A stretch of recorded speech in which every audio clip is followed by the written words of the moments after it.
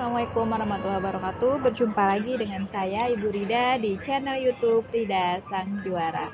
Kali ini kita akan membahas tentang USKPA ya, USKP volume A periode Juni 2014. Untuk pokok bahasannya kita akan membahas tentang P2 PPH dan SPT ya. Baik, langsung saja.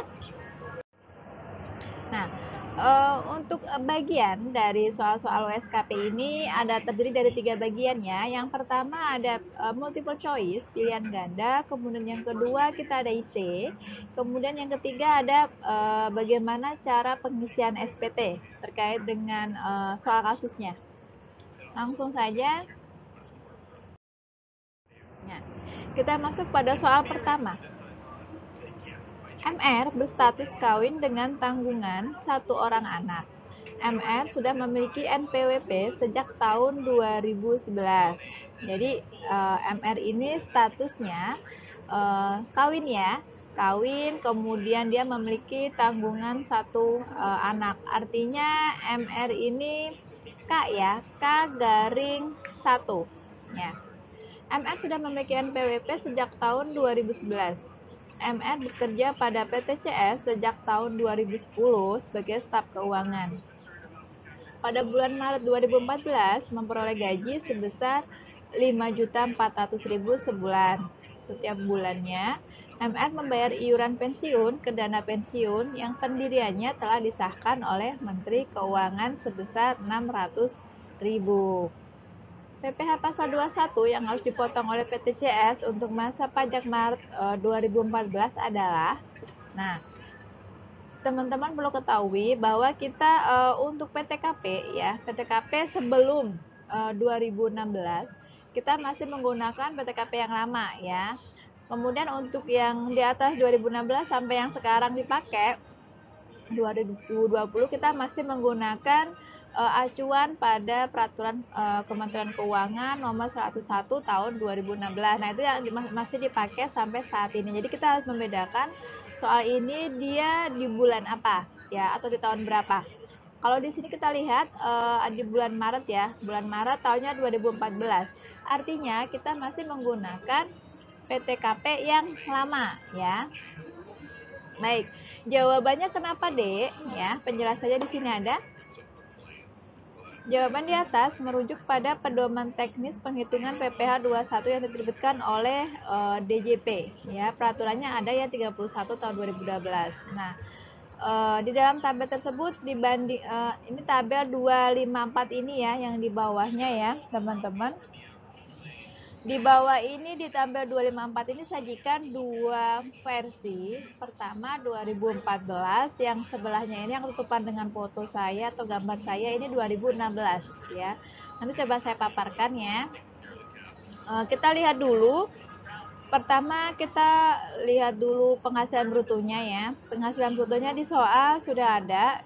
Kita masukkan 5.400.000. Oke. Bagian sini juga sama ya. Kemudian karena ini kan gajinya sebulan, jadi teman-teman harus mengkalikan dulu menjadi 1 periode atau 1 tahun ya. Makanya di sini ditulis dikalikan dengan 12. Nah, ketemu angka 60.800.000.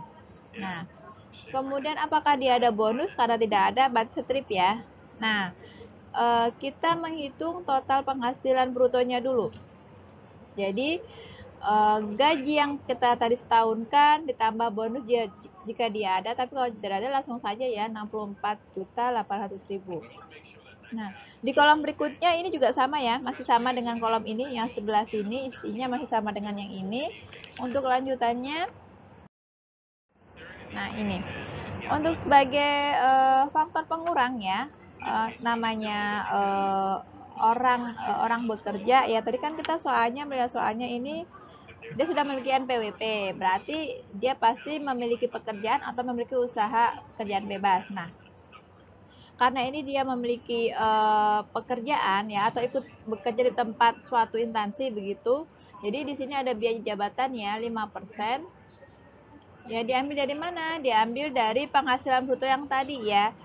Yang tadi itu 64.800.000. Jadi 5% ini dikalikan penghasilan bruto yang ada di atas tadi ya, yang sebelumnya ketemu angka sekian ya.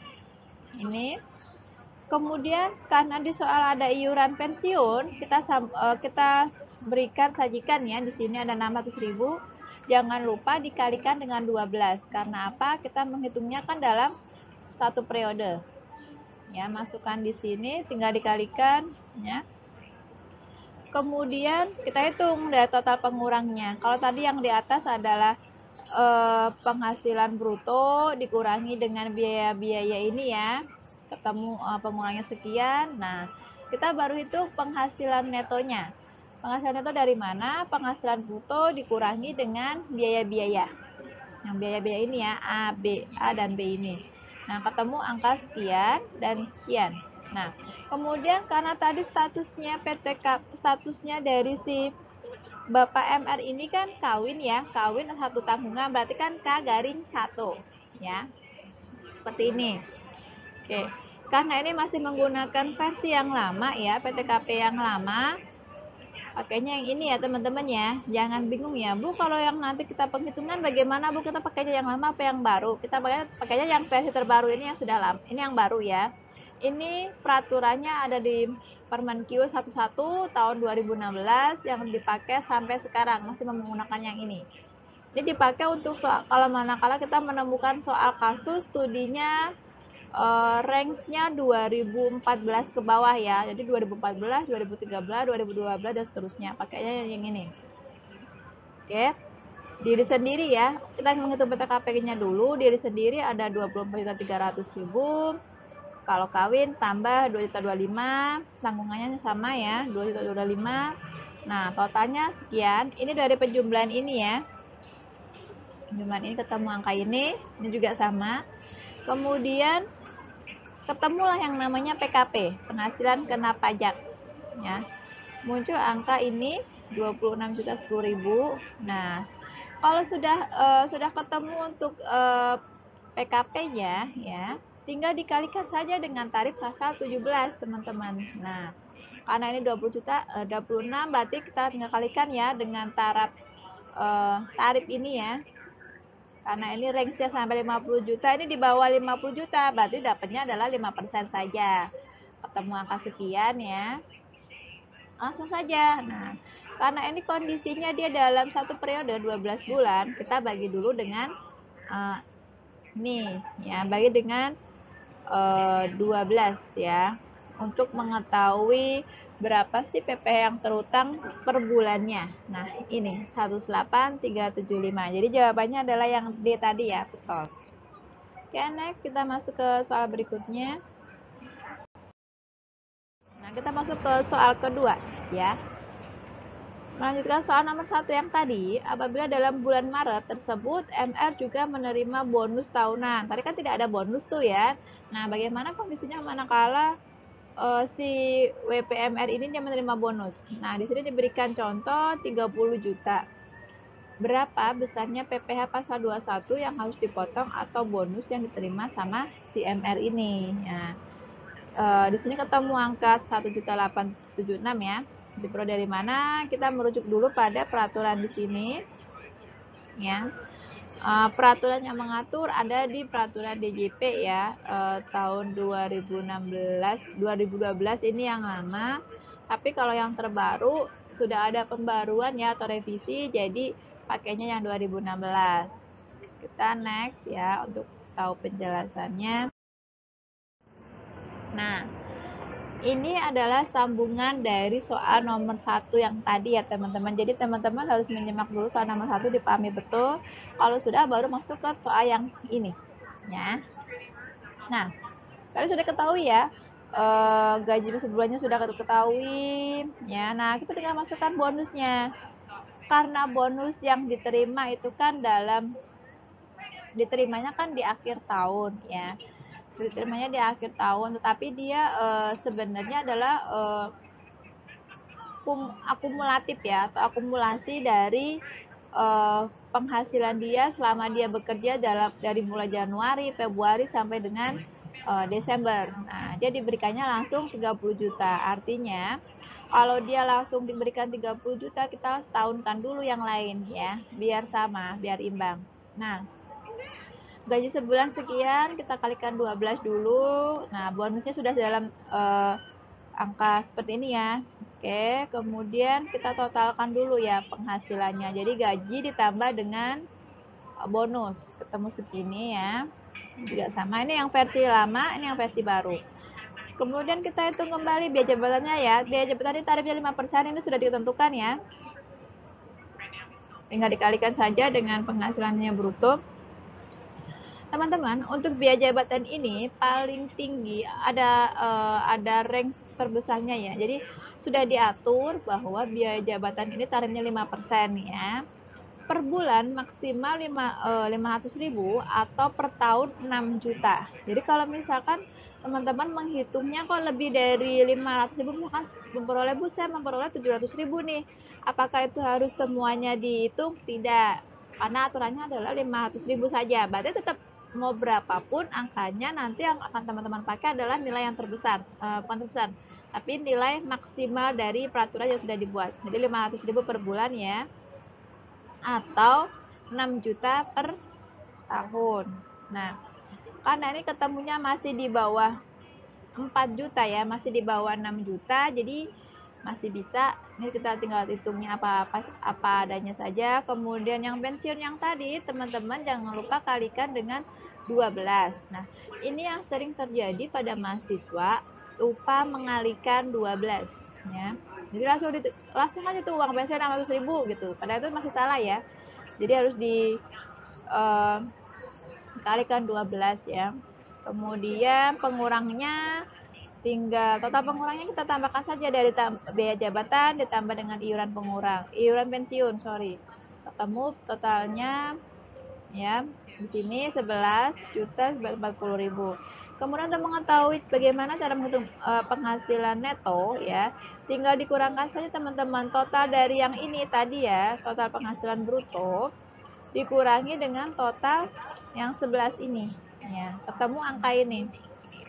Nah, ketemu ya. Nah, kalau sudah ketemu ini ya, kemudian kita hitung nih PTKP-nya berapa. Statusnya tadi masih sama ya.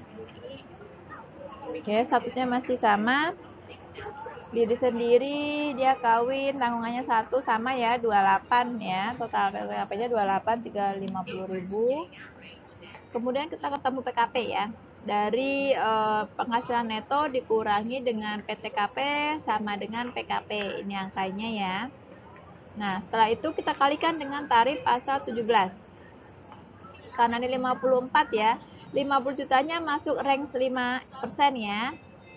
Kemudian sisanya yang 4.510.000 ini masuknya ke 15. Nah, ketemu angka sekian ya, teman-teman. Nah, kemudian tinggal dijumlahkan saja, ketemulah di sini. Ini adalah total PP terhutang yang disetahunkan.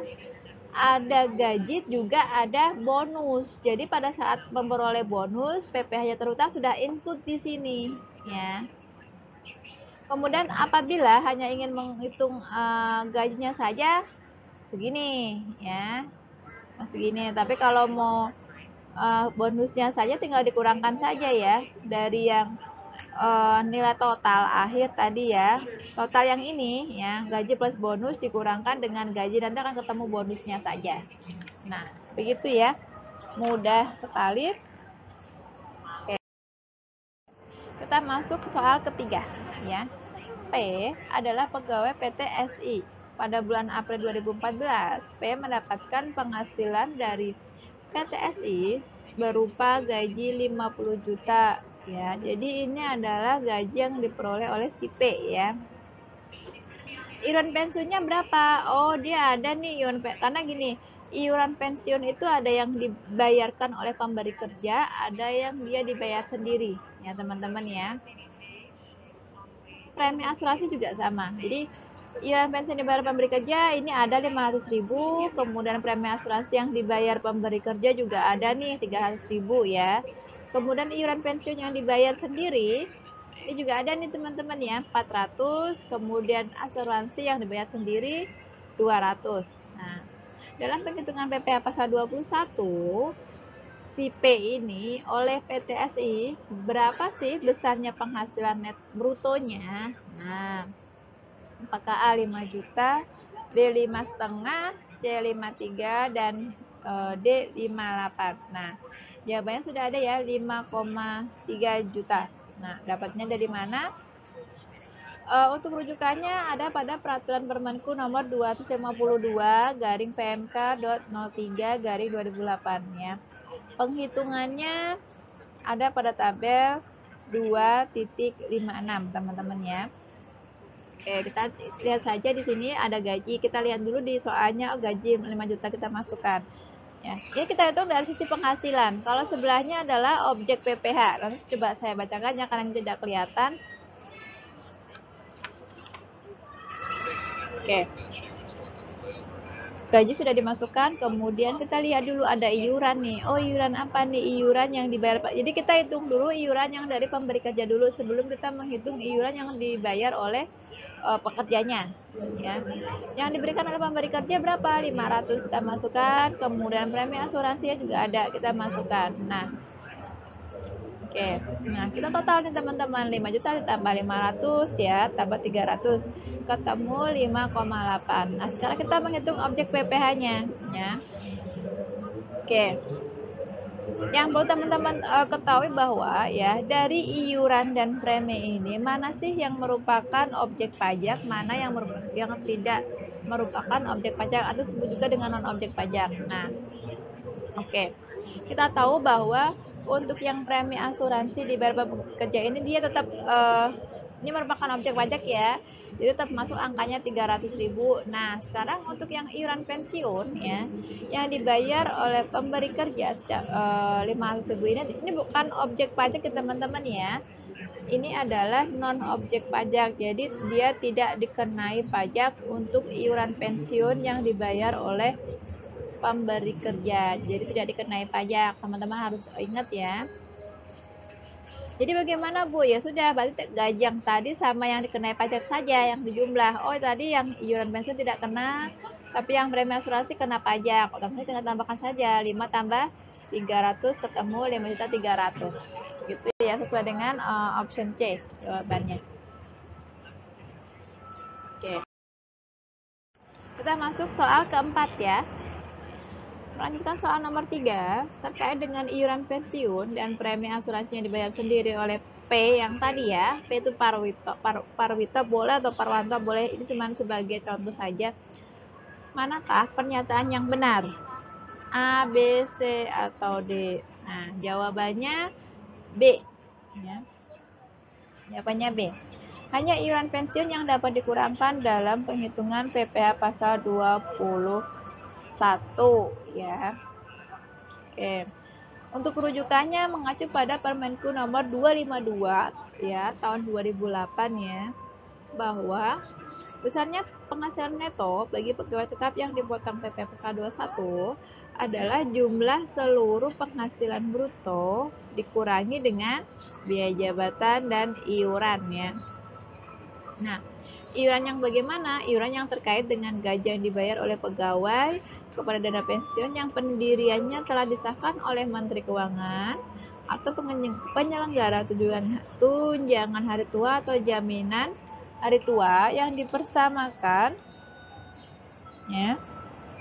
Yang dipersamakan dengan dana pensiun yang pendiriannya telah disahkan oleh Kementerian Keuangan.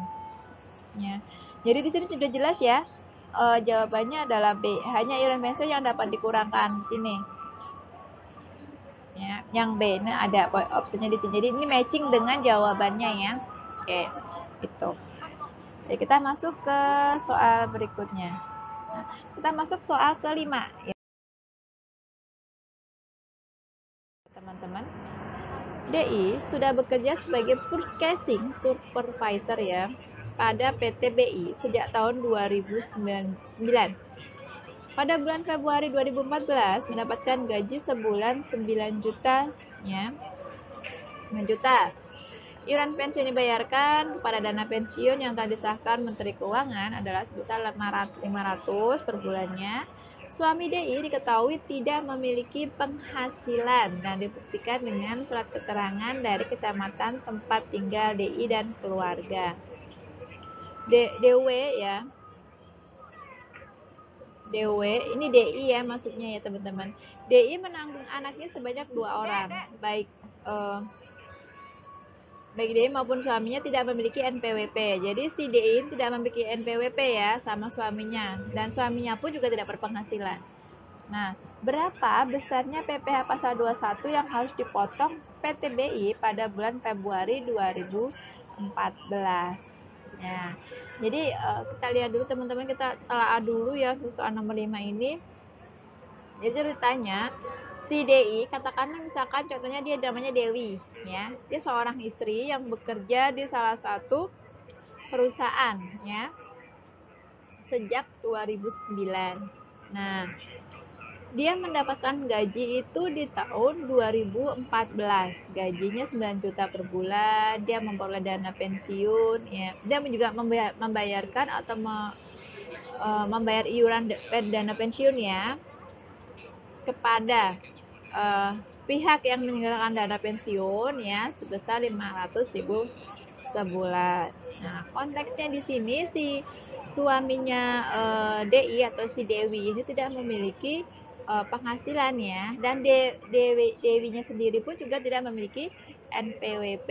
Nah, kira-kira bagaimana sih cara penghitungan untuk PPh pasal 21 ya yang harus dipotong oleh PTBI, yaitu pemberi kerja ya, di mana si Dewi atau DI ini bekerja. Nah, kita lihat di sini jawabannya adalah yang C, 493.375. Diperoleh dari mana?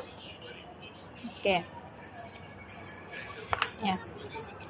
Jawaban untuk persoalan nomor 5 ini kita merujuk pada peraturan ya, peraturan dari Dirjen Pajak ya, nomornya nomor 31 tahun 2012 ya.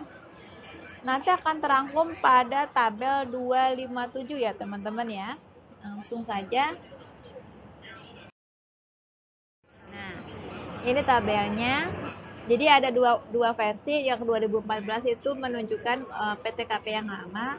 Kalau yang 2016 ini dia PTKP-nya yang baru. Karena kita tahunya tahun di soal ada 2014, jadi kita pakai yang option yang 2014 ya. Oke. Nah, kita hitung dulu dari pertama, kita lihat dulu penghasilan brutonya. Gaji sebulan tadi 9 juta ya, sesuai dengan yang di soal ya. Kemudian 9 juta ini kan baru per bulan. Nah, kita kalikan dengan 12. Ketemu angka 108. Bonusnya tidak ada, kita tinggal total saja ya antara gajinya yang setahunkan, tinggal taruh di sini. Kemudian untuk pengurangnya kita hitung ya. Tarifnya standar untuk gaji jabatan 5% kali penghasilan yang bruto yang tadi ya. Tinggal dikalikan, ketemu angka sekian. Nah, iuran pensiunnya sudah ada di soal ya teman-teman ya. 500.000. Kita kalikan dulu dengan 12. Jadi disetahunkan dulu ya. Ketemu 6 juta. Lalu, nah, kita total nih untuk pengurangnya A dan B, kita total ketemu angka di sini 11.400.000. Nah, kita hitung netonya. Kalau tadi masih bruto, kita hitung netonya. Nah, netonya diperoleh dari mana? Dihitung dari total penghasilan yang bruto tadi dikurangi dengan total pengurangnya yang ini ya. Oke, ketemu netonya di sini ya. Nah, kemudian untuk PTKP ya, kita mesti tarif lama karena statusnya tadi kan tanggungannya 2 ya, si Ibu Dewi ini ya. Dia memiliki tanggungan 2 anak ya. Jadi kita hitung dulu status untuk diri sendiri segini ya, 24.300.000 di tarif lama. Kemudian karena dia sudah menikah, tambah lagi 2.025.000. Kemudian tanggungannya 2 anak, satu anaknya sama ya, 2.025.000 dikalikan 2. Kemudian kita total PTKP-nya, ketemu 30 ini ya. Nah, sekarang kita hitung PKP. PKP berapa dari mana? PKP diperoleh dari penghasilan neto dikurangi dengan total PTKP. Nah, ketemu angka segini. Jadi 96 ini dikurangi dengan 30-an ini ya, ketemu ini. Nah, kalau sudah ketemu ini ya, sudah ketemu PKP-nya, kita kalikan dengan tarif pasal 17 yang ada 4 tingkatan itu ya, yang ini 5%, 15, 25, 30. Karena ini totalnya adalah 66, kita hitung dulu, kita bagi 50 jutanya masuk 5%, sisanya masuk 15% ya. Tinggal dikalikan saja ketemu angka ini ya. Oke. Kita jumlahkan antara ini dan ini, kita jumlahkan ketemu ini. Nah, karena kasusnya si Ibu Dewi ini dan suaminya tidak memiliki NPWP, artinya dia harus membayar konsekuensi ya 20% lebih tinggi dari tarif aslinya. Ya kan? Jadi jatuhnya adalah harus 20%. Tarif aslinya 100%. Nah, dia harus bayar 20% lebih tinggi. Jadi 120 dikali dengan total PP yang terutangnya atau yang setahun yang ini ya. Nah, jadi lebih tinggi ya. Atau bisa juga teman-teman menggunakan ini ya, bisa menggunakan 120% dikali dengan 6E ya. Kalau mau pakai huruf juga boleh ya teman-teman, sama aja sebenarnya ya. Mau pakai langsung angka atau mau pakai seperti ini 6E untuk memudahkan ketemu angka segini ya. Nah, karena ini tadi dia mulainya di bulan, coba saya lihat dulu ya. Tadi mulainya di bulan Oktober kalau nggak salah.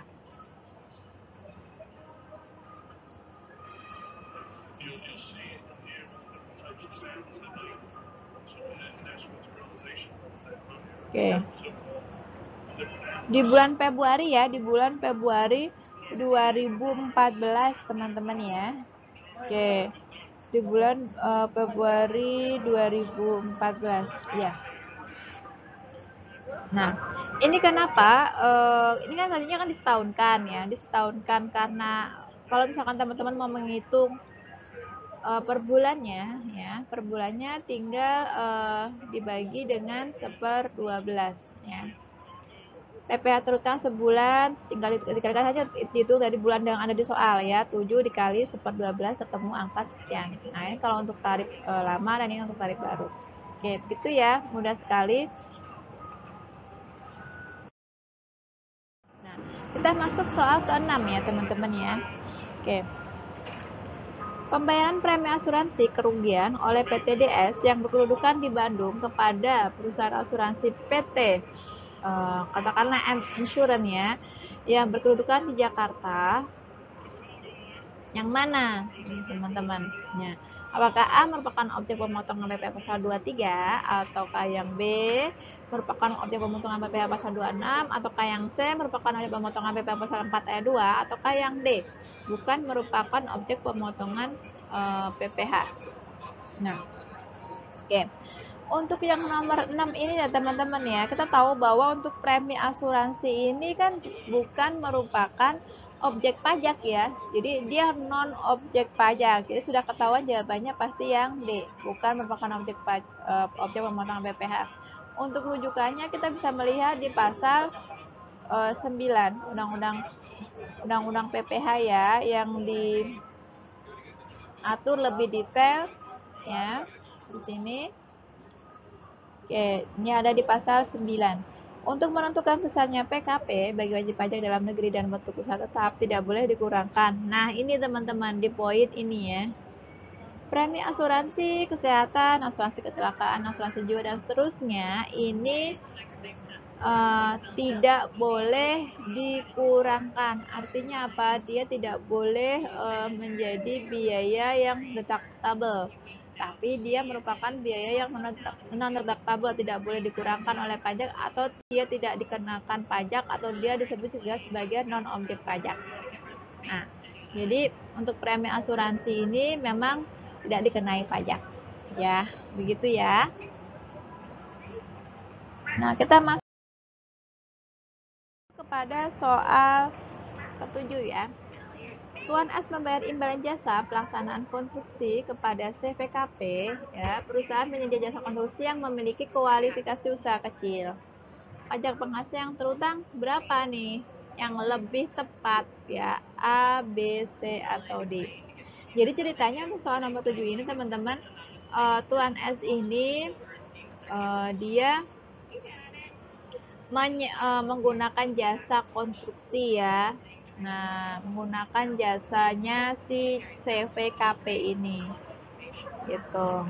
Nah, kemudian si CVKP ini karena masih merupakan kualifikasi usahanya masih usaha yang kecil ya, tergolong usaha yang masih kecil. Terus bagaimana sih cara untuk menghitung PPh yang terutang?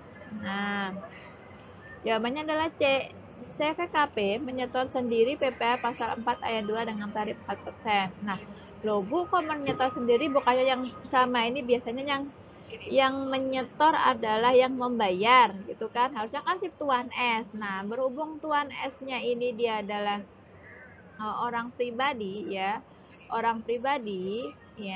dia tidak ditunjuk sebagai pemotong pajak ya, artinya berarti dia tidak bisa ya kan, padahal kan dia yang membayar. Secara umum kalau di aturannya kan memang yang membayar adalah yang memotong. Berhubung si Tuan S ini adalah orang pribadi yang tidak ditunjuk sebagai pemotong, artinya dia tidak boleh menyetorkan ya, tidak boleh menyetor sendiri. Nah, kemudian si CV, berarti siapa dong yang harus menyetor?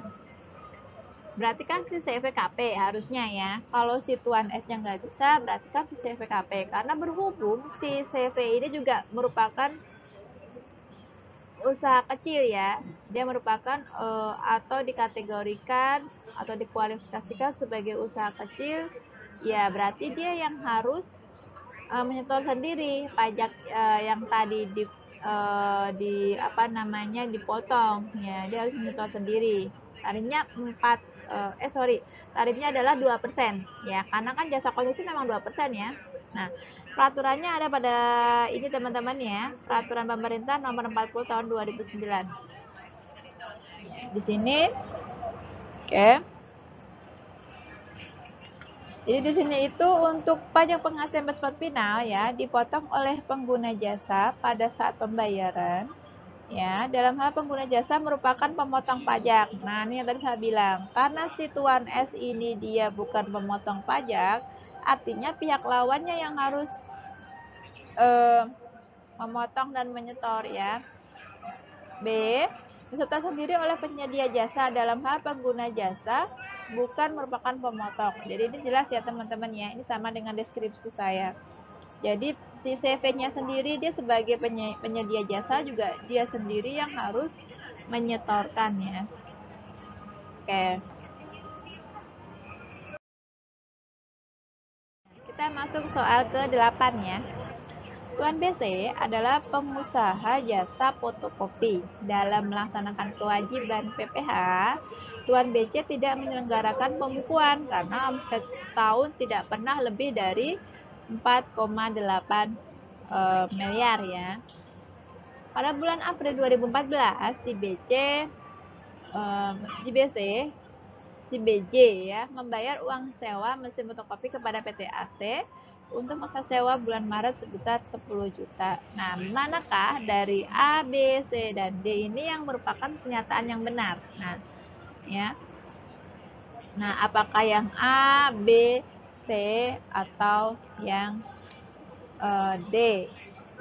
Nah, kita simak di sini untuk rujukannya di pasal 23 ya, tentang jasa sewa fotokopi terdiri dari, nah ini nih,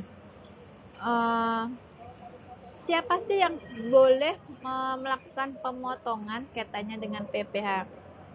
Pasal 23 ya, atas sewa ya. Sewanya apa? Sewa fotokopi. Nah, ini orang-orangnya teman-teman. Ada badan pemerintah, ada subjek pajak badan dalam negeri, ada penyelenggara kegiatan, ada bentuk usaha tetap atau perwakilan perusahaan luar negeri lainnya. Ya. Tidak ada pemotongan PPh pasal 23 yang berasal dari wajib pajak orang pribadi ya. Nah, sehingga Tuan BC dalam soal di atas tidak perlu memotong PPh pasal 23. Jadi ceritanya bukan termasuk orang-orang yang ini ya. Jadi si Tuan BC ini tidak dikenakan PPh gitu. Oke, ini mudah ya untuk pemahamannya. Oke, kita masuk. Nah, ini masih penjelasan yang tadi ya, teman-teman ya. Jadi sama, ini sama yang tadi sama kok. Nanti bisa dibaca ya untuk lanjutannya.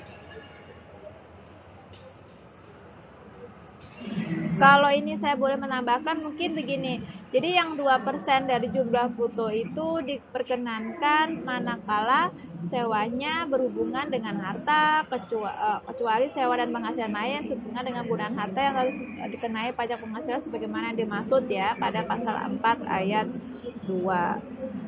Oke. Nah, kita masuk ke berikutnya ya. Soal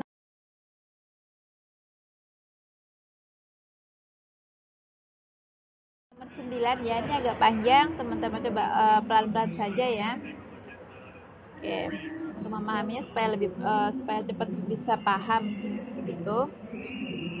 Pada bulan Maret 2013, PT BB ini memperkerjakan AS ya sebagai pekerja tidak tetap selama 14 hari dengan upah hariannya 230.000 per hari. AS belum menikah dan tidak memiliki tanggungan serta belum terdaftar sebagai wajib pajak. Oke. Hitunglah PP pasal 21 yang terutang sehubungan dengan uraian di atas. Berikut ini manakah pernyataan yang benar? Nah, teman-teman kan harus kaji ya. Sebelum menjawab soal ini, teman-teman harus dihitung dulu. Nah, dihitung dulu baru bisa memilih jawaban A, B, C, atau D. Nah, jawabannya di D ya, di D. Tapi jawabannya di D ini juga kurang pas. Kenapa saya bilang kurang pas? Nanti saya paparkan untuk penjelasannya ya.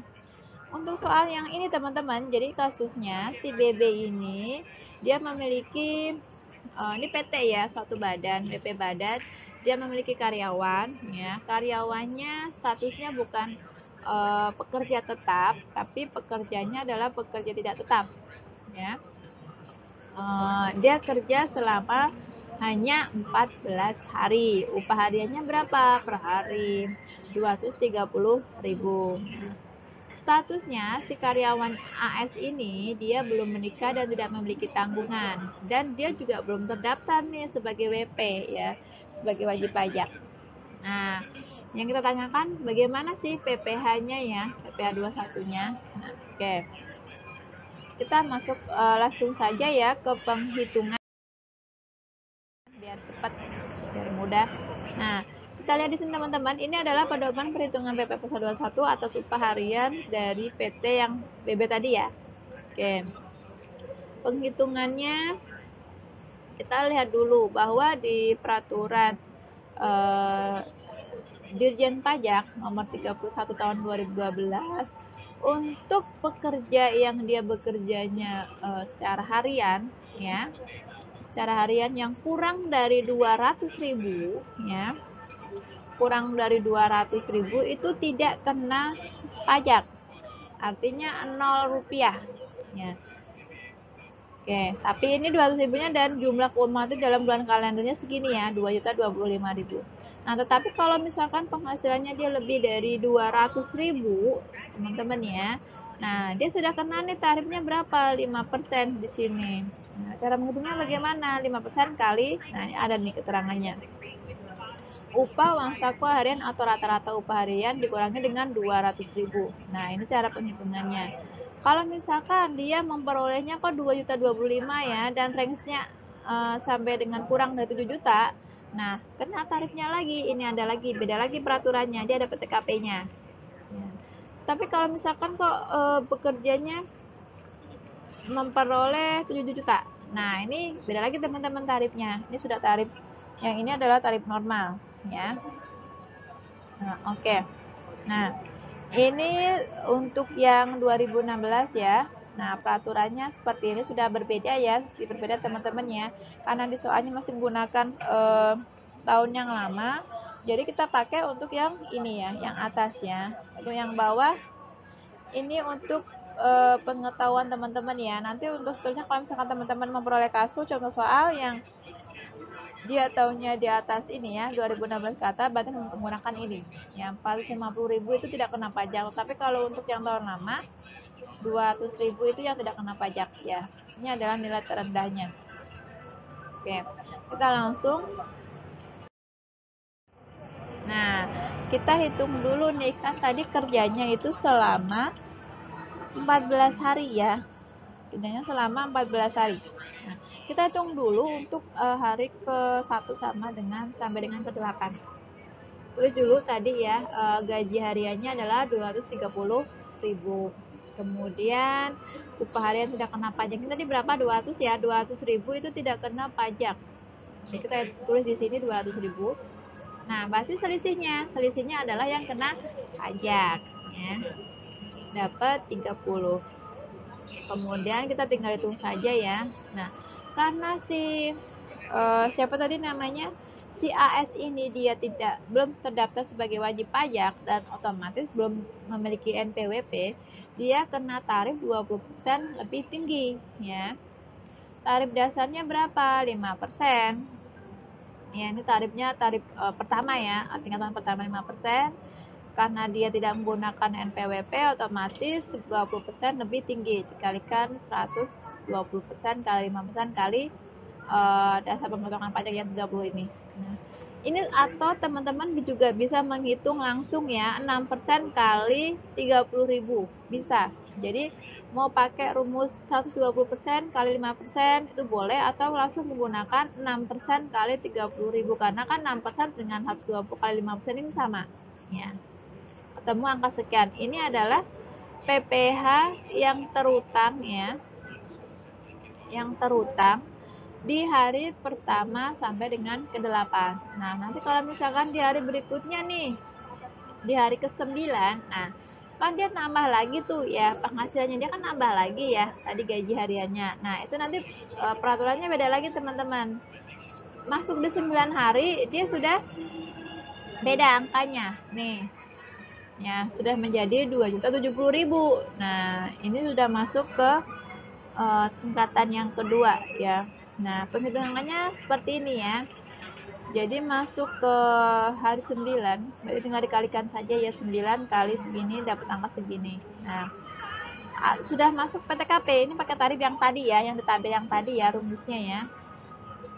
Nah, ketemu angka segini ya, karena 9 hari ya, dikalikan langsung saja, ini 360 hari. Nah, kemudian kita hitung DPP-nya, ketemu angka sekian ya. Kemudian karena dia masih tidak menggunakan NPWP, berarti tetap 20% lebih tinggi. Kita kalikan 6% ini ya, 120% kali 5% kali DPP yang tentang nih. Ya, ketemu angka sekian. Kemudian tadi kan sudah dipotong tuh. Yang tadi dipotong 18 ini ya. Ini untuk 8 hari, berarti tinggal dikalikan saja 1.800 kali 8, ketemu sekian. Nah, sisanya berapa yang harus dibayar? 73.350 ya.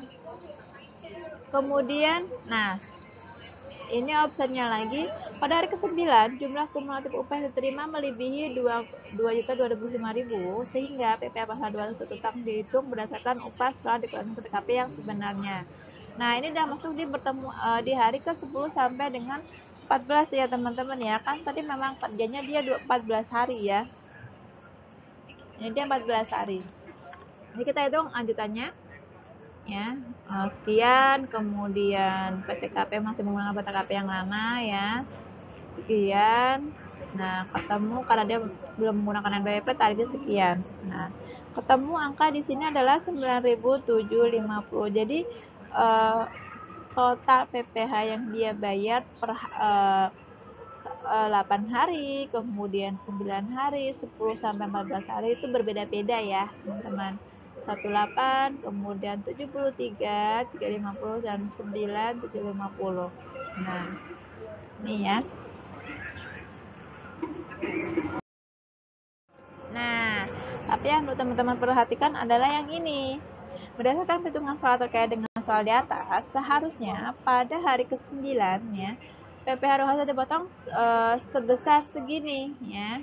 Ini diperoleh dari 87.750 ini dikali dengan 8 hari kali 1,5. Bukan sebesar ini.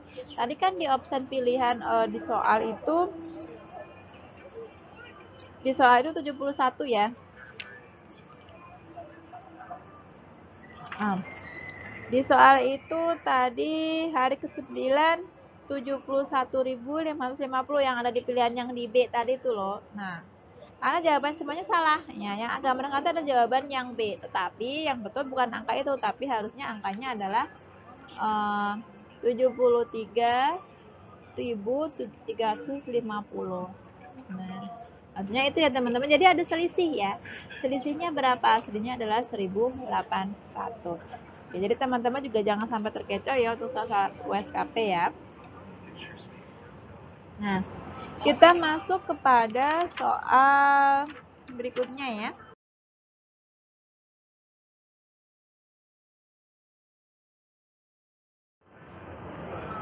Nah, soal 10. Oke. Objek pemungutan PPh pasal 22 yang bersifat final adalah A, B, C, atau D. Jawabannya C. Kenapa C ya? C itu adalah pemungutan PPh pasal 22 atas penjualan BBM oleh importir BBM kepada penyalur BBM. Kenapa jawabannya C? Ya, merujuk pada peraturan di sini ya teman-teman ya, pasal 22. Kalau untuk kaitannya dengan barang-barang importir itu kan 22 ya. Oke. 22 ini tabelnya ya. Nah, dasar pemungutan PPh pasal 22. Kelompoknya pembayaran atas penyerahan barang dan kegiatan impor dan kegiatan usaha di bidang lain. Ya. Ini peraturannya ya, peraturan yang dirujuk masa berlakunya 1 Maret 2017 sampai dengan sekarang ya. Kemudian yang B, penjualan barang yang tergolong sangat mewah, itu untuk barang-barang mewah ya teman-teman. Ini peraturannya juga sudah ada dirujuk. Nah, banyak objek pemungutan PPh pasal 2 yang diatur di dalam peraturan Kemenko dan sifat pemungutannya pun berbeda-beda. Nah, makanya kalau tadi soalnya objek pemungutan pasal 2 yang bersifat final yang mana sih? Jawabannya yang C, yang impor. Nah, impor ini ya. Ini final. Nah, jadi teman-teman harus hati-hati ya, mana yang final sama yang tidak final ya. Kalau untuk pilihan dari A, B, dan C itu tidak final. Nah, yang final hanya yang C. Ya, C. Tapi C ini finalnya, tapi ini pasal 22 kaitannya dengan importir BBM. Nah, nanti teman-teman bisa rujuk lagi ya peraturannya di sini ya, bisa dibuka lagi ya. Di PPh pasal 22 ada ketentuannya. Oke. Nah, kita masuk soal ke-11. Manakah dari penghasilan di bawah ini yang bukan merupakan objek pemotongan PPh pasal 21? Ya, jawabannya adalah yang C. Ya. Koperasi MB mendapatkan uang penghargaan dari Kementerian Koperasi karena terpilih sebagai koperasi teladan. Nah, teman-teman, untuk soal ini ya, yang A, kemudian B, sama yang C, ini merupakan objek pajak ya, bukan objek pajak. Kayak yang A itu bonus, teman-teman tahu ya, bonus itu kena pajak ya. Kemudian yang B mendapatkan bagian uang jasa pasien dari rumah sakit. Nah, kalau ini kan dia tenaga ahli ya, seorang dokter ini pasti dia terima uang jasa dari pasien dari rumah sakit X, itu dia ada pajaknya. Kemudian yang D, honor. Nah, ini sama ya, tenaga ahli juga ya. Honor sebagai pengajar ini dosen, bisa misalkan dosen atau guru. Nah, ini juga kena pajak. Nah, yang tidak kena pajak atau yang bukan merupakan objek pajak hanya yang C ya. Koperasi mendapatkan uang penghargaan dari Kementerian Koperasi kantor Koperasi Keadaan. Nah, ini dia tidak kena pajak ya. Jadi free gitu kan, dibaca maksudnya dia bebas pajak ya untuk peraturan. Ini rujukannya ada di PPh pasal 21. Nah, ini teman-teman nanti akan ada beberapa tabel yang saya sajikan ya. Ini untuk pengetahuan teman-teman kaitannya dengan siapa pemungut, objeknya siapa, tarifnya berapa aja di pasal 22. Nah, kita sedikit kupas. Ya, pemungutnya Bank Devisa ya, DJP, Bea Cukai. Nah, ini katanya dengan impor barang yang tadi ya. Jadi impor barang itu jenisnya beda-beda ya dasar pengenaannya. Apakah dia menggunakan API ataukah tidak menggunakan API, apakah dia berasal dari dasar lelang, kemudian impor barangnya barang apa, impor kedelai, gandum atau apa. Jadi semuanya sudah ada tarif-tarifnya di sini ya. Oke. Nah, kemudian untuk yang berikutnya ini masih lanjutan ya. Ini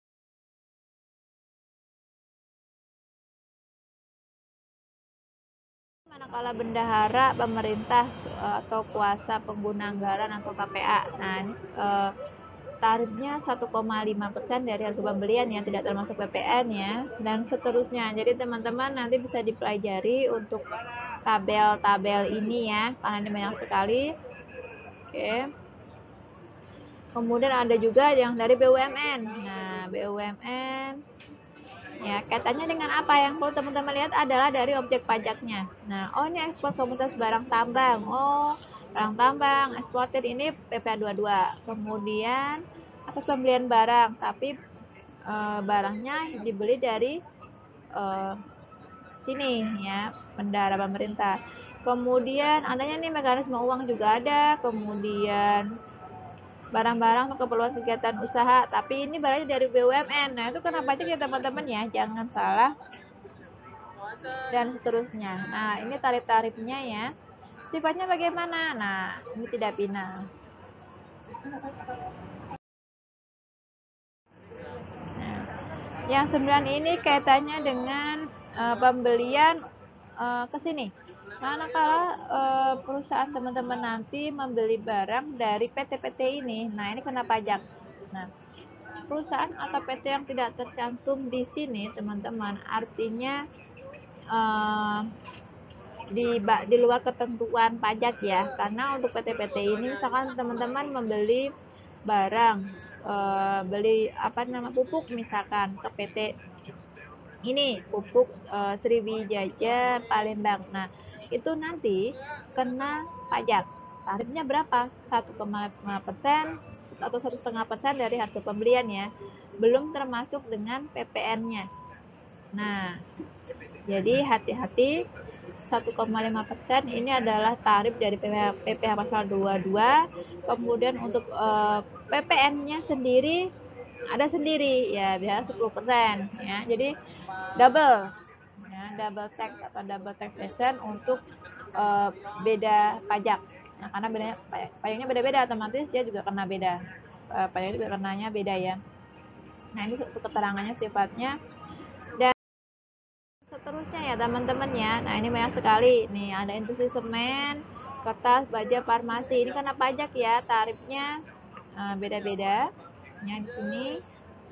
Kemudian kalau misalkan belinya dari produsen atau importer bahan bakar minyak gas dan pelumas, ini juga kena tarif ya. Misalkan teman-teman beli bahan bakar atau minyak di Pertamina, itu kan punya BUMN ya kan. Nah, itu pasti ada PPN-nya dong. Nah, di sini ada keterangannya, sudah ada semua.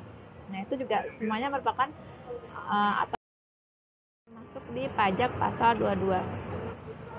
Nah, ini juga teman-teman ya, untuk manufaktur ya, tapi yang ekspor bahan-bahan batu bara ya, penjualan emas itu juga kena ya. Nah, barang-barang yang tergolong barang mewah itu juga masuk di pasal 22. Jadi teman-teman harus bisa membedakan mana yang PPNBM sama yang masuk dalam pasal tarif pasal 22. Sifatnya semua tidak bina ya.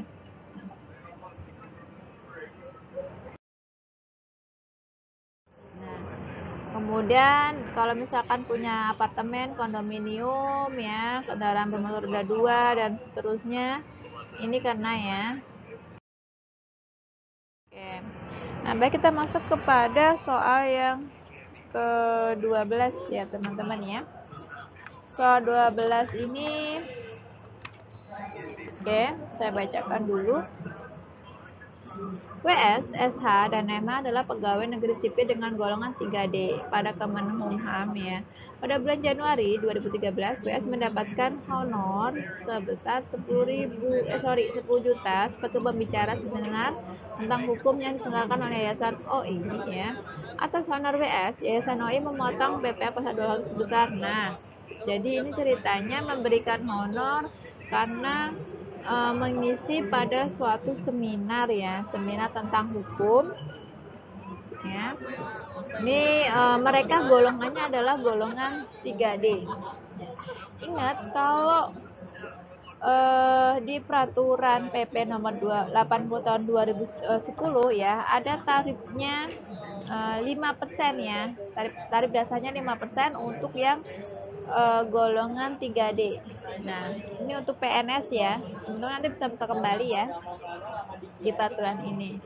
Untuk tarif dasarnya 5%. Nah, sedangkan untuk menghitung dari kegiatan mengisi sebagai narasumber ya atau pembicara, ini masuk di peraturan ini ya, Dirjen Pajak ya, nomor 31 tahun 2012. Nah, tarifnya berapa? 50% dari jumlah yang diterima atau honornya berapa ya.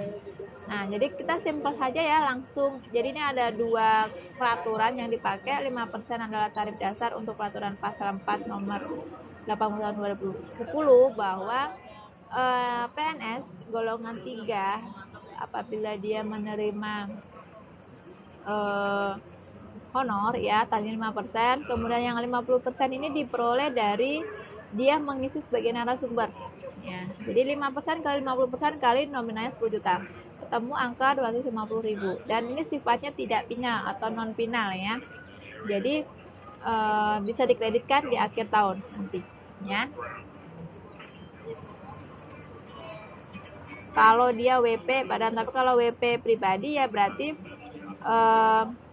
bisa disampaikan nanti sama ya di akhir periode juga sih, sama sih yang ini ya. Oke. Berikutnya, pada bulan April 2014, GS status tidak kawin tanpa tanggungan sudah ber-NPWP, bekerja sebagai pegawai lepas pada CPDI. Ya, upahnya berapa seharinya? Dia dibayar 200.000. GS dibayar berdasarkan jumlah hari kerja. Jika GS bekerja pada bulan April 2014 selama 22 hari, berapa PPh pasal 21 yang harus dipotong CPDI pada bulan April 2014? Nah, teman-teman, ini dari statement A atau dari option ya, option dari A, B, dan C, dan terakhir D, ini tidak ada jawabannya ya, kurang tepat. Nah, teman-teman nanti pastikan pada saat teman-teman mau belajar atau mungkin next time, next harinya teman-teman mau ikut ujian USKP ya, jangan langsung berpacu, oh jawabannya nggak ada nih ya, jawabannya A nih, jawabannya B nih, tapi kita lihat dulu, kita hitung dulu ya. Kalau kok dari jawabannya kok nggak ada ya, berarti nggak ada ya, tulis atau jawablah tidak ada ya, karena memang tidak ada jawabannya. Oke, untuk penjelasannya ya. Nah, ini penjelasannya. Jadi kita hitung dulu ya. Jadi kita hitung dulu. Kita hitung dulu untuk soal nomor 13 ini ya. Oke. Rujukannya ada di peraturan DJP nomor 31 tahun 2012 ya. Kemudian itu untuk yang versi terlama, kalau yang terbaru ada di 2016. Nah, karena ini ceritanya tadi si GS ini kan dia bekerjanya 22 hari ya. Kalau dia bekerjanya 22 hari, berarti kita hitung dulu nih. Ini seperti yang tadi ya teman-teman, soalnya sama seperti yang pekerja tadi yang tadi tidak tetap tadi loh, yang dia bekerja 14 hari. Nah, ini karena yang ini 22 hari, ini hampir sama ya, cara menghitungnya sama. Kita hitung dulu ya. Tarifnya yang 200.000 itu dia tidak kena pajak. Jadi kita hitung dulu penghasilannya tadi di soal, tertera 200.000. Gaji hariannya yang tidak kena pajak sekian ya, 200 ya. Jadi otomatis dia 0 ya. Kemudian kita hitung lagi nih. Kita lihat dulu nih, misalkan di hari ke-10 ya, jumlah kumulatif upah yang diterima belum melebihi sekian ya, sehingga tidak ada PPh pasal 21 yang dipotong. Nah, berarti karena di hari 10 ini dia belum nyampe segini, berarti nggak ada. Nah, karena aturannya kan 200.000 sampai dengan nilai kumulatif 2.025.000 yang tadi, yang di paturan yang tadi. Nah, kita hitung kemudian yang di hari ke-11. Nah, pada sudah dihitung dapat 2.200.000 ya. Kemudian dengan sesuai dengan grading tarifnya, ada PTKP-nya, dihitung 11 hari ya, ketemu angka segini, DPP-nya segini ya. Kemudian ini tarifnya 5% ya. Nah, ketemu angka segini. Nah, di 11 ini kita lihat dulu apakah dia sudah melebihi 2.025.000 ya. Jika iya, maka dihitung berdasarkan upah setelah dikurangi PTKP yang sebenarnya. Nah, oke, jadi ini kita hitung di hari berikutnya ya, 12 sampai 22 karena dia kan kerjanya 20 hari ya. Oke. Dihitung ya, sama angkanya sama ya teman-teman ya. PTKP ya. Nah, seperti ini dihitung kalikan 5% ya, ketemu terakhir total PP dipotong dari hari 1 sama dengan 22. Tinggal ditambahkan saja tadi yang atas ya, yang atas di sini, kemudian yang terakhir ketemu angka 145.750. Nah, ini harusnya yang dipotong oleh CPDI. Harusnya angkanya adalah 145.750. Tapi kan tadi di opsinya tidak ada angka ini ya. Jadi makanya dijawab tidak ada jawabannya. Oke, itu ya. Oke. Nah, untuk pertemuan 12 ini ya, aturannya kita ada keyword. Nah, keywordnya adalah ini ya teman-teman ya, yang ada di tampilan PPT ya, yang ada di PPT. Keywordnya adalah hashtag belajar pajak menyenangkan 01 untuk orang pertama kali yang memberikan atau menulis di kolom chat ya. Nanti berikutnya yang menulis yang kedua tinggal diganti 01-nya dengan 2. Hashtag belajar pajak menyenangkan 02 dan seterusnya. Nah, selain itu teman-teman silakan berikan kesimpulan ya, kesimpulan dari hasil paparan video yang sudah saya sampaikan ini ya. Sama tempatnya di kolom chat atau komentar yang ada di YouTube saya di channel Rida Sang Juara. Oke. Baik ya. Oke. Sekarang kita masuk ke slide berikutnya. Oke. Soal di bagian kedua kita ada uraian atau IC ya. Langsung saja. Nah, soalnya seperti ini ya, teman-teman. PTKS adalah perusahaan yang bergerak dalam bidang industri jamu. Bahan baku utama untuk memproduksi jamu adalah berupa produk-produk pertanian yang diperoleh dari pedagang pengumpul. Ya. Pada bulan Maret 2014, PTKS melakukan pembelian dari pedagang pengumpul sebagai berikut. Jadi ceritanya si KS ini dia memiliki industri ya, industrinya adalah industri jamu. Tapi bahan-bahan yang dia peroleh atau bahan bakunya dia peroleh dari pedagang pengumpul nih teman-teman. Nah, siapa aja sih pedagangnya? Nah, ini ada Karso, Udin, Poni Mandula, Jono, dan Koperasi Warga. Dengan jumlah pembeliannya sudah ada ya di kolom sebelahnya. Kemudian ada sih yang nggak menggunakan NPWP atau belum punya NPWP, yaitu si Poniman sama si Dula. Nah, baik.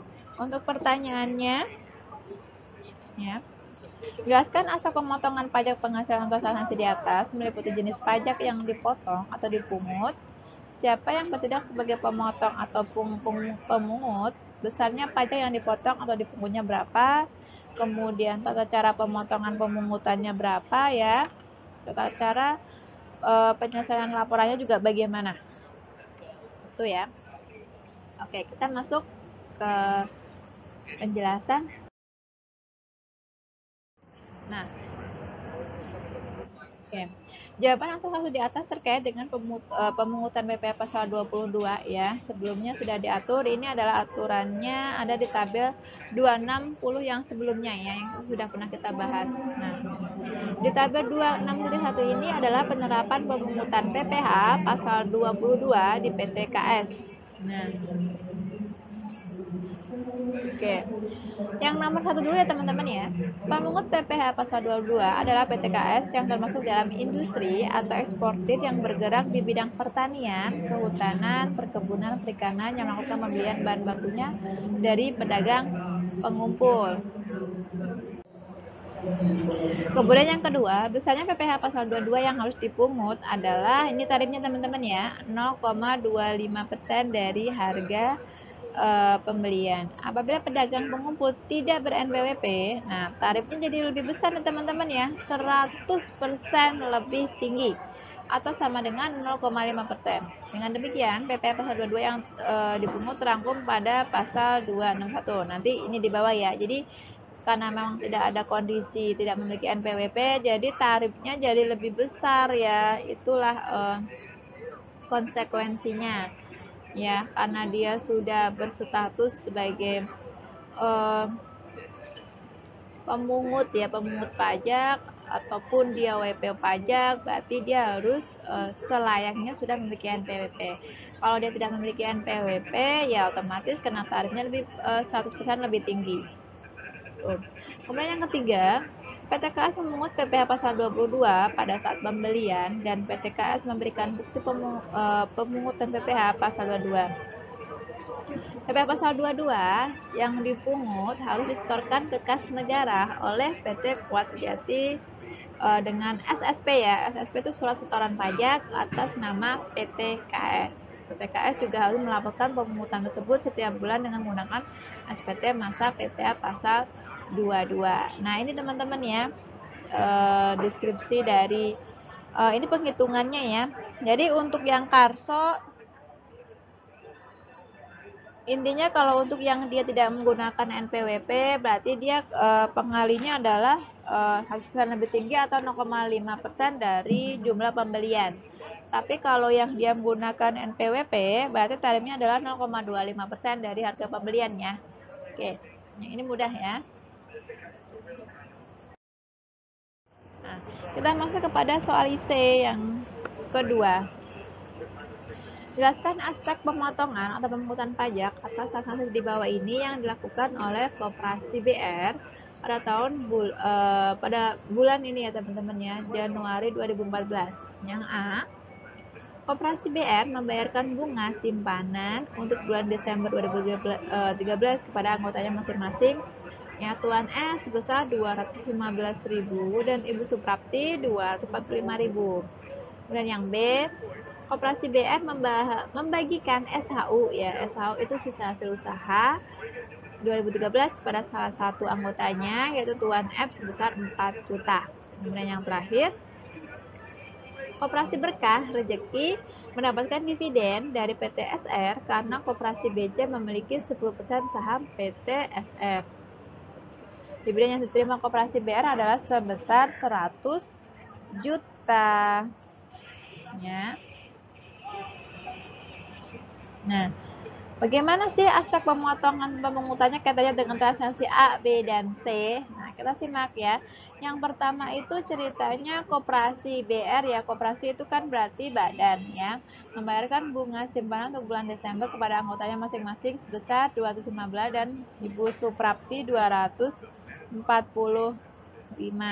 ya. Oke, kita simak untuk penjelasannya. Nah, yang A, kita tahu bahwa untuk SHU itu kan dia 0% ya teman-teman ya, 0% tarifnya ya, atau bisa dianggap bukan objek pajak. Tapi kalau dibilang bukan objek pajak juga enggak juga, karena dikenai pajak sama yang bukan objek pajak itu beda. Kalau yang dikenai pajak dia kena tarif, ada tarifnya meskipun itu 0% itu dikenai pajak, dan kalau yang bukan kena pajak berarti ya memang dia tidak dikenakan pajak. Nah, gitu. Untuk nomor 1 ini ya, atau yang A tadi, PPh yang dipotong adalah 0% untuk bunga simpanan koperasi sampai dengan 240.000 per sebulan. Jadi ini sudah ada peraturannya ya di pasal pertanyaan 2 bahwa kalau SHU-nya sampai dengan 240.000 per bulan itu artinya tarifnya 0% ya, teman-teman. Oke. Tarif 10% akan dikenakan apabila dia lebih dari 240.000 per bulan. Jadi PPh Pina yang dipotong untuk Tuan Suprapto adalah 0% karena dia hanya mencapai 215 ya, tarifnya 0. Tetapi kalau yang Bu Suprapti ini kan tadi 245 nih ya. Sudah di atas ya, di atas dari 240.000 ini. Artinya dia kena tarifnya di grading yang kedua levelnya 10%. Level pertama 0%, level kedua 10%. Ya. Kemudian yang pertanyaan B yang tadi itu Koperasi BR membagikan SHU 2013 kepada salah satu anggotanya yaitu Tuan F sebesar 4 juta, teman-teman. Nah, kalau yang ini jawabannya di sini ya. Nah, sesuai dengan peraturan di pasal 17 ayat 20 ya. Ini Undang-Undang PPh ya, Undang-Undang PPh bahwa dividen yang diterima oleh wajib pajak orang pribadi dikenakan PPh Bina sebesar 10%. Jadi koperasi berkah rezeki harus memotong PPh Bina ini tarifnya 10% dari jumlah yang tadi ya, jumlah yang dia terima. Nah, kalikan saja ketemu angka 400.000 ya. Kemudian untuk soal yang saya tadi, Koperasi Berkah Rezeki mendapatkan dividen dari PTSR karena Koperasi BC memiliki 10% saham PTSR. Ya. Dividen yang diterima Koperasi BR adalah 100 juta. Nah, kalau ini mengacu kepada peraturan ya, peraturan Undang-Undang PPh pasalnya adalah pasal 4 ayat 3 ya. Ini untuk dividen yang diterima oleh koperasi atau penyertaan pada badan usaha di Indonesia bukan merupakan objek pajak tanpa melihat presentasi kepemilikan. Nah, artinya kalau menerima dividen ya untuk orang pribadi itu 10%. Tetapi kalau menerima yang menerima orang pribadi itu 10% ya sifatnya pinar. Tetapi kalau yang menerima adalah wajib pajak badan ya. Ini masuknya ke poin C ya. Ini bukan atau tidak dikenakan objek atau tidak dikenakan pajak karena ini bukan objek pajak ya. Jadi yang soal nomor C yang tadi itu dia bukan objek pajak ya. Meskipun persentasenya 50% sekalipun ya. Oke, jadi teman-teman harus bisa membedakan. Nah,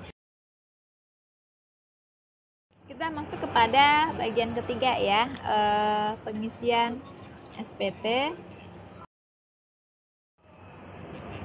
Nah, untuk pengisian SPT ini ada soal kasusnya ya, teman-teman. CVDB adalah perusahaan yang bergerak di bidang perdagangan besar yang memiliki pegawai tetap sebanyak 3 orang yang diberikan gaji rutin selama secara bulanan. Selain itu, CVDB juga mempekerjakan pegawai tidak tetap 1 orang yang dibayar berdasarkan lamanya hari bekerja. Dasar pemotong pajaknya adalah sebagai berikut. Ini adalah identifikasi atau ID atau data atau biodata dari PT DB ya. NPWP, alamat, nama tabungan, alamat email ini yang sering dipakai untuk pelaporan pajak biasanya. Kemudian berikut data pembayaran gaji, upah dan honorarium yang dibayarkan oleh CPDB. Ya, A, B dan C. Yang pertama ya, pegawai tidak tetap dan tenaga lepas CPDB mempekerjakan PA ya sebagai tenaga kerja tidak tetap yang dibayar berdasarkan namanya hari kerja dan honornya dibayarkan secara bulanan. Pada bulan April PA bekerja selama 25 hari dengan upah sehari 100.000 ya.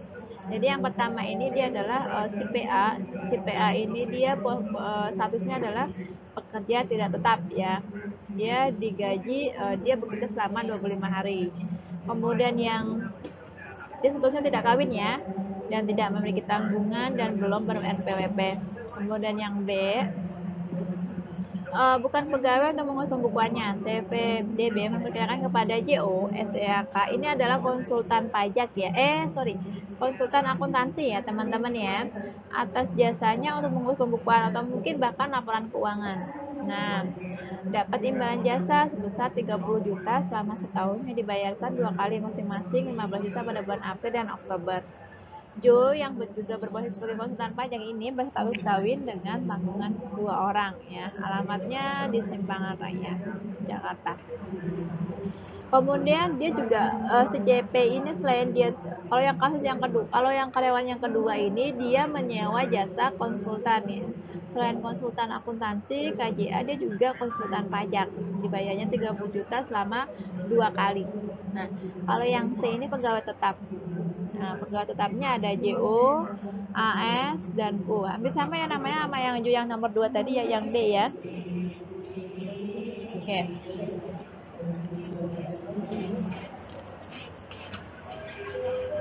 Nah, untuk deskripsinya di sini ya. Ini yang di sini adalah tunjangan transportnya ya. Di sini 1 juta, kemudian yang berikutnya adalah 600.000, kemudian yang ketiga adalah 300.000. Ini adalah statusnya.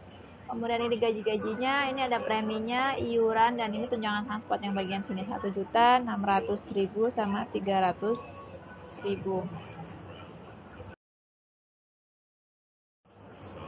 Pada bulan April 2014, mulai bekerja seorang pegawai tetap baru bernama TU, nomor yang tadi ya, statusnya telah menikah dan memiliki 2 orang anak.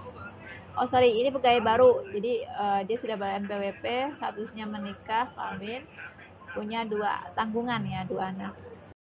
Suami TU tercatat sebagai PNS di Kementerian Pendidikan Nasional. Pada bulan April 2015, TU hanya memperoleh gaji saja 3 juta. TU juga belum diikutsertakan pada program asuransi dan pendidikan. Kan dia baru ya, karena dia baru jadi otomatis data karyawannya untuk kepengurusan asuransi, ya, pensiun, dan seterusnya itu belum. Ya. Oke, instruksinya bukti potong dan SPT masa PPH pasal 21 ditandatangani oleh Joko apabila bukti potong dibuat tanggal 30 April 2014 dan SPT masa PPH pasal 21 dibuat tanggal 20 Mei 2014, buatlah SPT masa PPH pasal 21 CV Duta Bangsa masa pajak April 2014 lengkap dengan bukti potong PPH pasal 21-nya. Nah, oke. Jadi sebelum masuk ke SPT teman-teman, jadi kita menghitung dulu ya. Menghitung dulu untuk perhitungan PPH pasal 21 untuk tiap karyawan ya, atau karyawan si CV ini. Nah, kita hitung dulu. Pertama kita hitung untuk perhitungan PPH pasal 21 ya, pegawai tetap 2 dan tenaga lepas atau atas nama PA yang tadi pertama kali. Upahnya kan dia 2,5, kemudian disetahunkan ya 30 juta. Statusnya dia TK 0 ya, bukan itu ya, tapi TK 0 ya. Belum kawin dan tidak memiliki tanggungan artinya. 24.300 ini masih menggunakan tarif lama. Ya karena di soalnya 2014 tahunnya ya. Kemudian ketemu PKP ya segini, kemudian DPP sebulannya karena ini setahun di sebulanin ya. Kemudian PPH bulan April ya, karena dia kan ketiganya baru bulan April. Nah, dapat tanggal segini, kondisi dia tidak memiliki NPWP, artinya dia harus membayar 20% lebih tinggi atau dengan cara penghitungan 120% kali 5% kali PKP-nya ya, atau bisa juga menggunakan perhitungan 6% langsung dari PKP. Nah, ketemu angka ini ya, 28.500. Kemudian yang B, perhitungan ini yang bukan pegawai, jadi ini yang menyewa jasa tadi ya, jasa konsultannya tadi ya, jasa konsultan atau tenaga ahli. Nah, imbalannya segini ya. Kemudian tadi kan dia kalau tarifnya untuk tenaga ahli sendiri 50% ya teman-teman ya, 50% dari imbal yang diterima. Atau 7,5, kemudian tarif PPh 21 ya, 5% kali sekian. pajaknya. Oke, nah sekarang masuk ke perhitungan PPh 21 untuk pegawai yang tetap. Ya, ini ada pada tabel, langsung saja ya di tabel.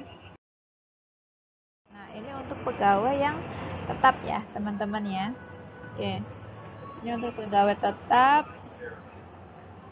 Ada 4 pegawai tetap dengan gajinya masing-masing ya, beserta statusnya masing-masing, ketemu PTKP-nya masing-masing ya. Oke, ini sudah ada semua ya. Kurang lebih seperti ini. Kita hitung dulu nih gaji pokoknya ya. Kalau ada tunjangan transfer kita masukkan, premi-premi yang ditanggung oleh pemberi kerja kita tambahkan. Nah, ini sebagai penambah ya. Total sekian. Kemudian kita cari pengurangnya. Ada biaya jabatan ya. Biaya jabatan itu tarifnya 5% ya. Per bulan maksimal 500.000, per tahun 6 juta. Kemudian untuk dana iuran pensiun ini per bulannya kalau nggak salah per bulannya 400.000 ya, kalau 200.000 atau 400.000 untuk per bulannya, tapi kalau untuk yang per tahunnya dia 2.400.000 ya. Oke, kemudian untuk biaya jabatan dan iuran ini ditambahkan ya, jadi jumlah pengurang. Kemudian untuk netonya diambil dari jumlah yang ini 11.500.000 dikurang dengan 1.300.000, ketemu angka neto sebulan. Nah, kemudian dikalikan 12 ya untuk 6 bulan neto setahun. Nah, dihitung PTKP-nya dengan statusnya masing-masing ya, ketemu PKP. Nah, kemudian dihitung dengan tarif pasal 17 ya, ketemu. Nah, ini yang setahun, ini yang 12 bulanan ya, 2 bulanan. Oke, ketemu. Nah, itu untuk penghitungan secara masing-masing untuk pegawai tetap ya, jadi sudah ketemu angkanya. Kalau yang ini adalah 67.500 sama yang bawahnya 7,5 ya. Oke, kita masuk kepada SPT-nya ya. SPT PPh pasal 21 masa. Ini untuk yang masa ya teman-teman ya. Untuk CV ya, yang CV-nya pemberi kerjanya. Jadi teman-teman mungkin nggak asing ya dengan namanya SPT ya. Ini agak kecil tampilannya, saya buat dua kanan kiri ya dalam satu slide. Kita isi dulu nih pemotongnya ya, nama NPWP untuk pemotongnya. NPWP pemotong, nama pemotong, alamat, nomor telepon, dan email. Kalau sudah, tadi sudah ada di depannya, di soal sudah ada, tinggal masukkan. Nah, kemudian kita masuk ke objek pajak. Nah, dari tadi ada pegawai yang sudah tetap, kemudian pegawai tetap sama yang bukan pegawai, kita kategorikan setiap masing-masing ininya ya, item yang ada di sini. Pegawai tetapnya ada, jumlah penghasilan betulnya totalnya yang dimasukkan ya teman-teman ya. Nah, dimasukkan berapa, kemudian yang dipotong berapa ya. Kemudian yang tidak tetap tadi berapa, ada juga kan ya, masukkan ya. Nah, kalau sudah ditotal, nah di sini yang bawah ini ada keterangannya, jumlahnya, masukkan ke sini ya. Nah, untuk lampirannya mana yang mau dimasukkan ya, ada formulir 1721, ini 1721 ini kolom yang ini ya, formulir yang ini ya, yang dipakai baik halaman 1 maupun halaman 2 sama halaman 4 ya. Di bawahnya pernyataan tentang pemotong, ini ditulis lagi untuk NPWP-nya.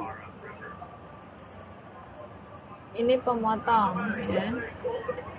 Oke, tanggal. Nah, biasanya atas nama siapa di sini? Biasanya dari misalkan instansi tersebut adalah PTA atau CPA. Nanti dia akan memberikan perwakilan tanda tangan ini ke orang yang berwenang atau orang yang sekiranya cocok memegang sebagai pemotong ya, atas nama, karena ini harus orang pribadi. Kan tidak bisa badan-badan siapa yang memotong, yang tanda tangan kan nggak ada. Makanya ini sih biasanya yang mengisi biasanya sih koordinator pajak ya, koordinator pajak atau mungkin manajer keuangan yang dia memiliki kewenangan di perusahaan tersebut atau yang ditunjuk oleh ownernya, ya. Oke. Nah, kemudian masuk kepada lanjutannya, ini masih formulir 1721 ya. Nah, ada NPWP. Nah, ini untuk daftar pemotongan BPH bagi pegawai tetap. Jadi ini hanya khusus untuk pegawai tetap, yang pegawai tetapnya dimasukkan. Kalau yang pegawai tidak tetap, Bu, sama yang bukan pegawai apakah dimasukkan di sini? Tidak. Jadi ya, ini kolomnya adalah untuk pegawai tetap. Jadi kita masukkan saja yang tadi sudah ada di tabel ya.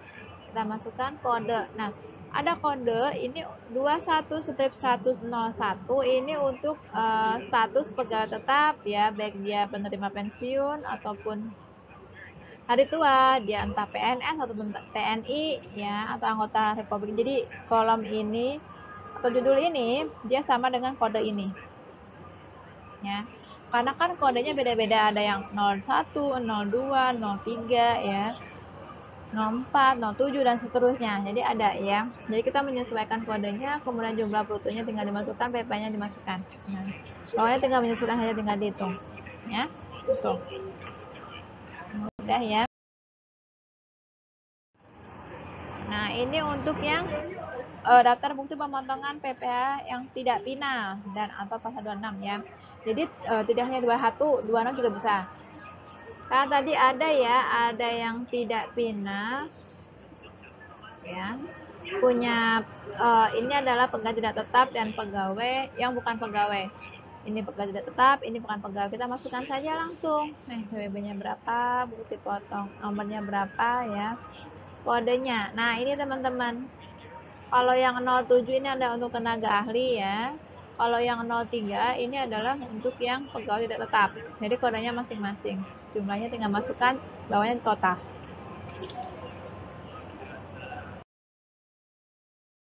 Nah, ini untuk SSP dan atau bukti pemindahan bukuan untuk pemotongan pajak penghasilan pasal 21 dan atau pasal 26.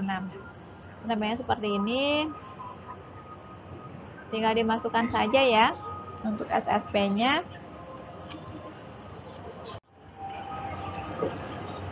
Ya. Nah, kemudian masuk ke sini untuk bukti potong yang tidak final ya. Oke, masukkan saja nama penerima penghasilan yang dipotong. Jadi pegawainya yang menerima bukti potong ini ya, 1721 6 ini adalah bukti potong ya teman-teman. Ini adalah bukti potongnya seperti ini, gambar formulirnya. Nanti di sini ada nama penerima penghasilan. Jadi karyawannya, pegawainya yang dipotong siapa, ini ada namanya BA ya, sesuai dengan NPWP. Kalau teman-teman menemukan ada 000 seperti ini artinya si PA ini belum memiliki NPWP atau belum terdaftar NPWP-nya ya. Artinya dia belum memiliki NPWP, itu aja lebih mudahnya ya.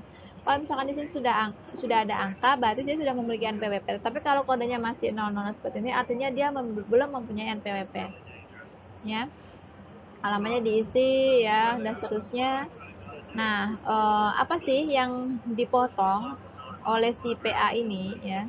Jadi si PA ini apanya yang dipotong begitu kan? Jadi ada di sini jumlah penghasilan brutonya ya. DPP-nya. Nah, berapa sih yang dipotong di sini ada? Oke, tanya dengan 03. Oh, penghasilan tidak tetap yang tadi itu. Ya, dia kena potongan. Nah, di sini kemudian pemotongnya siapa? Ya, pemotongnya adalah pihak perusahaan atas nama personal JO ini ya. Ini. Mudah ya teman-teman untuk mengisinya. Oke. Ini yang bukti potong untuk yang bukan pegawai, yang tadi konsultan tadi tuh loh ya. Nggak dimasukkan, sama caranya sama, dimasukkan angkanya. Nah, 07 ini adalah tenaga ahli. Ini kodenya teman-teman. Jadi untuk bisa gampang membedakan, kita hafalkan kodenya. Kodenya ada di sini teman-teman. Nah, di sini ada. Jadi 03 itu untuk apa, 04 untuk apa, 5 apa, 6 apa dan seterusnya. Tadi 07 ya, ini ada nih tenaga ahli. Tuh. Ya, jadi ada ya. Oke. Oke, sekian dari saya ya. Mudah-mudahan materi ini bermanfaat. Silahkan di-replay terus. Jika memang suka lupa gitu kan, silahkan diputar kembali. Dan bagi teman-teman, jangan lupa untuk like ya, subscribe di channel YouTube saya untuk bisa mengikuti video-video saya berikutnya ya. Karena pasti video-video saya itu adalah video-video yang menarik ya, yang teman-teman bisa pakai tidak hanya untuk di semester ini ya, tapi bisa dipakai untuk seterusnya atau mungkin bahkan teman-teman pada saat nanti sudah bekerja, bergelut di bidang perpajakan. Pasti nanti membutuhkan materi-materi seperti ini. Apalagi kalau misalkan teman-teman nanti mau mengambil sertifikasi konsultan pajak. Nah, baik, jangan lupa like, subscribe, boleh komentar yang sopan, jangan lupa uh, di share ya, baik untuk teman-temannya. Jika ada yang membutuhkan boleh diberikan. Oke, itu saja. Mohon maaf jika ada kata-kata saya yang kurang berkenan. Dan jangan lupa clue-nya juga ya, keyword-nya ya. Tadi sudah saya sampaikan di tengah-tengah pemaparan saya. Oke, itu saja. Wabillahi taufiq wal hidayah. Wassalamualaikum warahmatullahi wabarakatuh.